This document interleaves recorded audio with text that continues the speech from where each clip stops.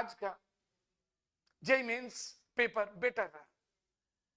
Okay, यदि हम chemistry की बात करें तो आज ऑर्गेनिक, इनऑर्गेनिक और फिजिकल में लगभग इक्वल नंबर ऑफ क्वेश्चंस रहे। ये किसी का हम ये नहीं कह सकते कि ऑर्गेनिक का वेटेज ज्यादा रहा, फिजिकल का वेटेज ज्यादा रहा, इनऑर्गेनिक का वेटेज ज्यादा रहा, ऐसा कुछ नहीं है। लेकिन आज इनऑर्गेनिक में भी बहुत अच्छे, इंटरेस्टिंग और जबरदस्त क्वेश्चन पूछे गए।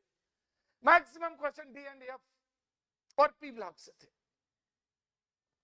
और मैंने पिछले, याद करिए, मेरा एनालिसिस और मैंने आप लोगों को सजेस्ट किया था कि कौन टॉपिक को आपको ध्यान से देखना है, और उन टॉपिक में आपने आज देखा वही नजर आ रहे थे। चाहे वो क्या हो, वेस्पर थ्योरी हो, केमिकल बॉन्डिंग की वेस्पर थ्योरी नजर आ रही थी। मैक्सिमम क्वेश्चन वेस्पर थ्योरी से थे। लोन पेयर, बॉन्ड पेयर, इनमें कंपैरिजन से क्वेश्चन पूछे जा रहे थे, पूछे गए। और आपका सबसे इंटरेस्टिंग है पी ब्लॉक और डी ब्लॉक में बॉन्ड स्ट्रक्चर में कई कंपाउंड दिए थे। क्वेश्चन नंबर 7 देख लीजिए, क्वेश्चन नंबर 11 देख लीजिए, केमिस्ट्री वाले पार्ट की मैं बात कर रहा हूं। डेफिनेटली वो जो आपके 20 मल्टीपल क्वेश्चन है केमिस्ट्री आपके पार्ट फर्स्ट में, केमिस्ट्री वाले पार्ट में उसके जो सेक्शन फर्स्ट है, उन 20 क्वेश्चंस में मोस्ट ऑफ द वेटेज जो मैक्सिमम था वो इनऑर्गेनिक और ऑर्गेनिक का था। इनऑर्गेनिक में डी और एफ से related screening effect, shielding effect, enthalpies, जो डी और एफ से ही रिलेटेड था। आप समझ रहे हैं ना, सभी लोग जो पेपर दे के आ रहे हैं वो तो रियलाइज कर ही रहे होंगे, और जिन्हें पेपर कल देना है, नेक्स्ट डे में देना है, वो एक सबक ले लें आप लोगों के लिए। यदि आप चाहते हैं कि डेफिनेटली हम जेईई मेंस फर्स्ट सेशन ही दें और सेकंड सेशन की देने की जरूरत ही ना पड़े, तो dear students, you have to 100% focus to yourself, although in all the subject, but especially chemistry, क्योंकि आज के एनालिसिस से एक चीज क्लियर है, जिन्होंने केमिस्ट्री को एनसीईआरटी के कमांडिंग वे पे किया, कमांडिंग तरीके से, तो इनऑर्गेनिक के क्वेश्चन तो आप आसानी से सॉर्ट आउट कर लेंगे। और ऑर्गेनिक में आज सबसे ज्यादा वेटेज दिया गया रीजेंट्स का। रीजेंट्स जैसे क्वेश्चन नंबर आप 7 से और 14 के बीच, केमिस्ट्री पार्ट की बात कर रहा हूं, याद होंगे आपको। 7 से मैंने सारे क्वेश्चन देखे, आप लोगों से डिस्कस किया, और 7 से लेकर के 14 और 15 के बीच में जो आपका सेक्शन फर्स्ट था केमिस्ट्री का, उनमें जो ऑर्गेनिक से रिलेटेड थे उनमें रेजोनेंस आज मेसोमेरिक इफेक्ट का ज्यादा, रेजिस्टेंस में एक क्वेश्चन है।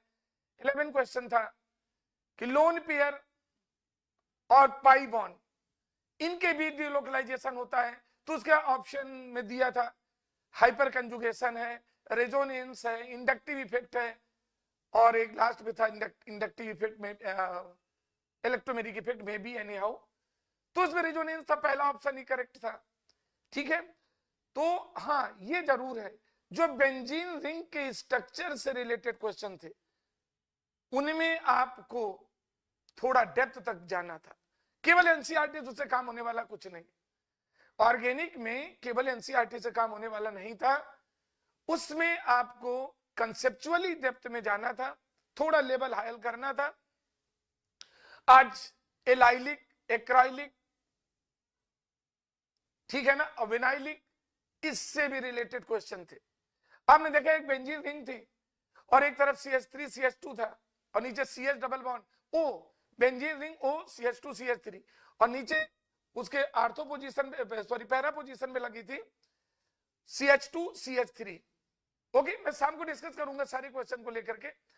तो उनमें HBr की रिएक्शन कराया था, तो आपको मॉर्कोनी का और एंटी मॉर्कोनिकॉफ अप्लीकेबल करना था तो मॉर्कोनिकॉफ करना था, ऊपर OH लग जाना था और नीचे CH2CH3 का ये क्वेश्चन था। ठीक है, तो मींस कंक्लूजन ही मैं बता रहा हूं कि ऑर्गेनिक केमिस्ट्री में बेंजीन रिंग से रिलेटेड जो क्वेश्चन थे वो डेप्थ में थे। ओके, GOC का आज भी अपने आप में रिकॉर्ड रहा है। और सेकेंड कैटेगरी के जो क्वेश्चन आपने देखा वो हेलोएल्केन और हेलोएरिन से भी नजर आए, अमाइन से भी क्वेश्चन थे। और सबसे इंटरेस्टिंग बात रही कि लॉट ऑफ क्वेश्चन किसके, आपने दो क्वेश्चन देखे, प्रोटीन यानी बायोमॉलिक्यूल का भी था, प्रोटीन से रिलेटेड क्वेश्चन थे, अमीनो एसिड से रिलेटेड क्वेश्चन थे। ओके, तो ये ऑर्गेनिक में जो मैंने जिन जिन चैप्टर से इंटरेस्टिंग क्वेश्चन थे जिनमें कि आपको बहुत ज्यादा परेशानी कर सकते थे, तो उम्मीद करते हैं कि डियर स्टूडेंट्स मैं अपने इंडिविजुअल ऑफलाइन और ऑनलाइन बैचेस में देखता हूं, तो I hope no doubt approximate 60 to 70% student chemistry में 100 स्कोर उनका रहेगा, नो डाउट। मींस उनके 25 क्वेश्चंस 100% एक्यूरेट होंगे। अबाउट टू 60 to 70% स्टूडेंट के एक भी गलत होने की प्रोबेबिलिटी नहीं है। ये आप करके आए देख सकते हैं। और आपका जो फिजिकल में सेक्शन सेकंड था केमिस्ट्री का, जो 10 क्वेश्चन थे उनमें 5 क्वेश्चन आपको अटेम्प्ट करने थे, वो न्यूमेरिकल से थे। और न्यूमेरिकल वही मैंने तरीका बताया था, दो क्वेश्चन, एक क्वेश्चन तो आपका एटॉमिक स्ट्रक्चर से फार्मूला बेस्ड था बिल्कुल, you have to apply the formula and find the result related to series. Next question आपका न्यूमेरिकल्स में ही केमिकल काइनेटिक्स का, तो वो आना ही था और उसमें भी ज्यादा ट्विस्टेड नहीं था, फार्मूला आपको लगाना था केमिकल काइनेटिक्स से, एक्टिवेशन एनर्जी से, और इलेक्ट्रोकेमिस्ट्री का क्वेश्चंस भी आपको नजर आया। और जब मैंने बताया था कि लिमिटिंग मोलर कंडक्टिविटी और मोलर कंडक्टिविटी, कोलरास लॉ, और इनमें आपको बेहतर तरीके से देख लेना था थर्मोडायनामिक्स फर्स्ट और थर्मोडायनामिक्स जो first law thermodynamics, second law thermodynamics, तो सेकंड लॉ थर्मोडायनामिक्स का एप्लीकेबल क्वेश्चन था।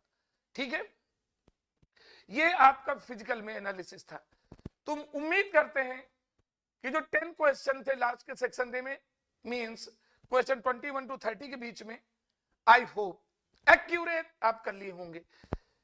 तो ये तो क्लियर हो गया। आज स्टूडेंट जो अपीयर होकर के आ रहे हैं और इनमें से जिनका केमिस्ट्री रियली स्ट्रांग है, उनको अब सेकेंड सेशन में प्री बोर्ड आपका जेई मेंस का सेकेंड सेशन में अप्रैल में पार्टिसिपेट करने की रिक्वायरमेंट नहीं रही होगी।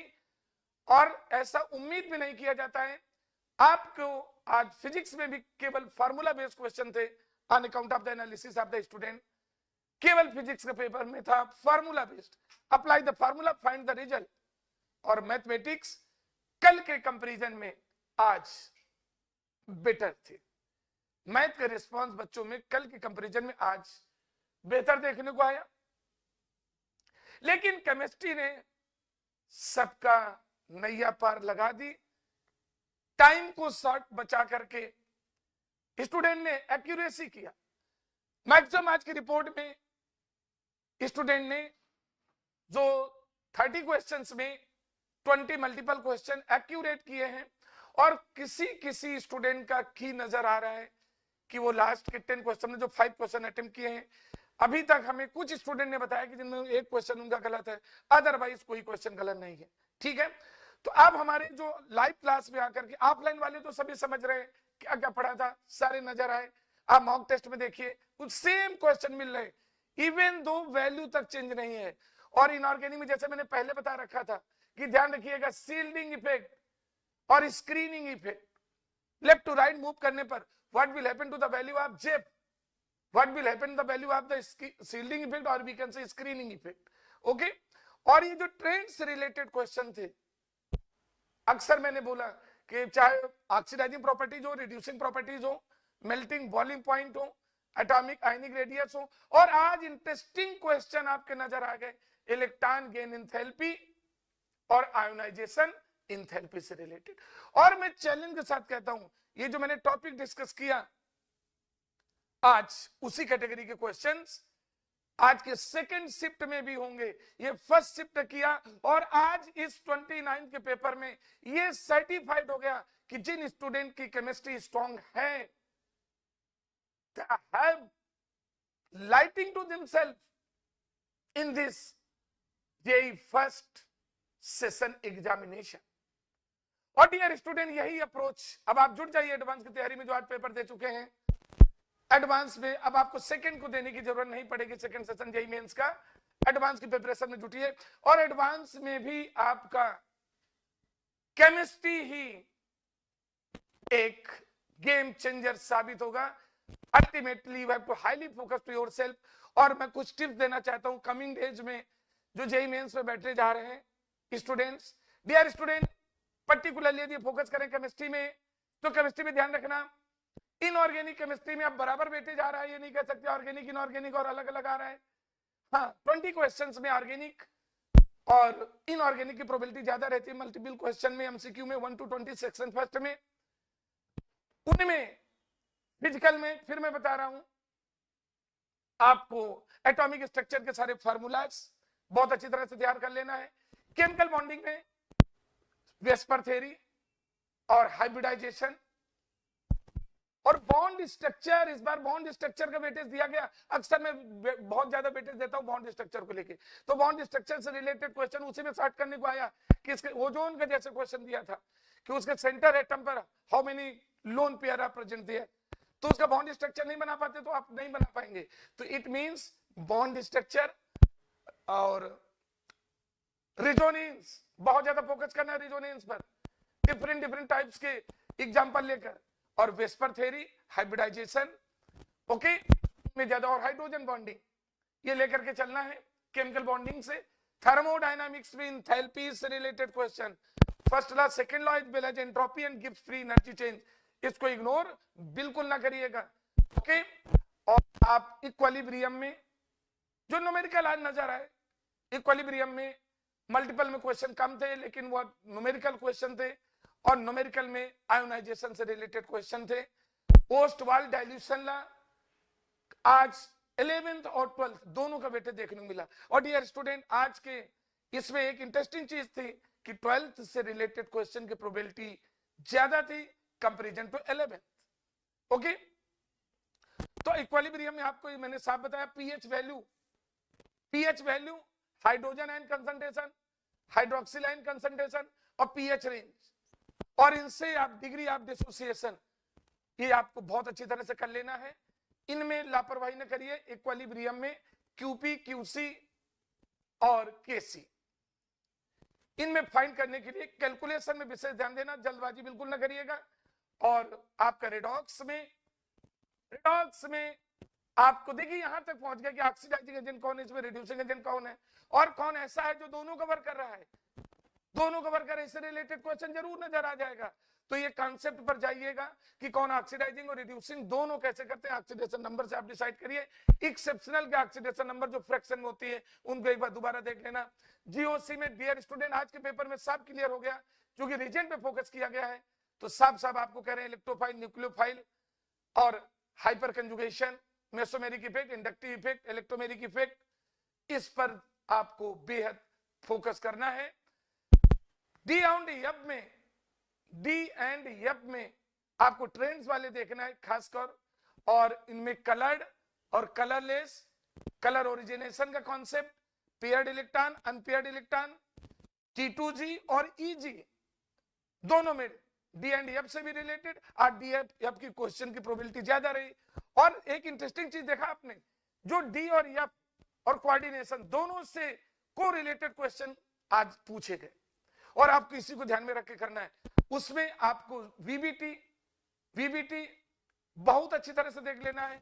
कोऑर्डिनेशन केमिस्ट्री में CFT का, T2G, EG का कंट्रीब्यूट करना है। कलर ओरिजिनेशन दोनों में कॉमन देखना है, ठीक है। और आपका ऑर्गेनिक में हेलोएल्केन, हेलोएरिन में एलाइल, एराइल, विनाइल, ठीक है। Free radicals, types of reagent, इनमें बेहद अच्छी तरह से फोकस करना है। नो डाउट जो मैंने टॉपिक डिस्कस किया सारे क्वेश्चन उसी में आएंगे।